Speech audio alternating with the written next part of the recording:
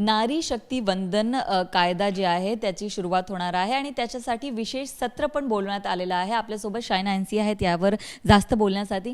शायनाजी, काय म्हणणार, विशेष सत्र महिलांसाठी किती विशेष आहे, काय ह्याचा उपयोग अजून होणार? नारी शक्ती वंदनची गरज आहे. आमचे नेता आदरणीय एकनाथजी शिंदेंनी 2024मध्ये जे लाडकी बहीण योजना, तिथे महिलांना सशक्त करायचं आहे, शिक्षित करायचं आहे, सुरक्षित करायचं आहे, ते एक सोच होते. आणि आत्ता आमचे आदरणीय प्रधानमंत्री 27 वर्ष झाले आणि आता हे 33% जे आरक्षण आहे महिलांना सशक्त करणार. आता तुम्ही बघा की पार्लमेंट्समध्ये 13 आणि 14% आहे महिला, असेंब्लीजमध्ये बघा तर 9 ते 10% आहे. तर आता आम्हाला हे संधी भेटतील जिथे 33% आरक्षणमुळे आम्ही महिलांचे जितकी इश्यूज आहे, हेल्थ केअर, एज्युकेशन, सॅनिटेशन, काय काय करायचं आहे रोजगारसाठी, हे सगळं उजागर करायला एक संधी. आणि ते जेंडर पॅरिटीसाठी खूपच गरजेचे आहे. काय म्हणणार, आपण पण महिला नेते आहात आणि काही लोक प्रश्न विचारतात की महिलांना अजूनही आरक्षण का द्यावं, त्यावर काय म्हणणार?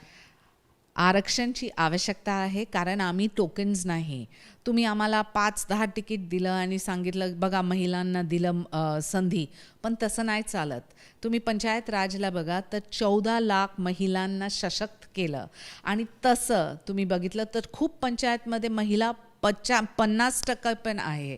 आता तसंच आम्हाला पाहिजे की संसदमध्ये असो किंवा असेंब्लीजमध्ये आम्हाला हे संधी दिलं तर आम्ही नक्कीच हेल्थकेअर असो, सॅनिटेशन, जॉब्स, लाईव्हलीहूड, सगळं जे महिलांचे इश्यूज आहे ते आम्ही उजागर करू आणि त्या परिप्रेक्ष्य काम करू. तर अभिनंदन आदरणीय प्रधानमंत्रीजीला.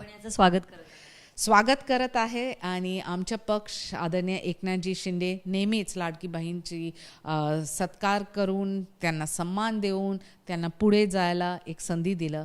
तसंच आम्ही हे संधी घेऊन पुढे जाणार. धन्यवाद. कॅमेरा पर्सन हासिफ खानसह मी नम्रता दुबे, बीपी माझा, मुंबई. एबीपी माझा, उघडा डोळे बघा नीट.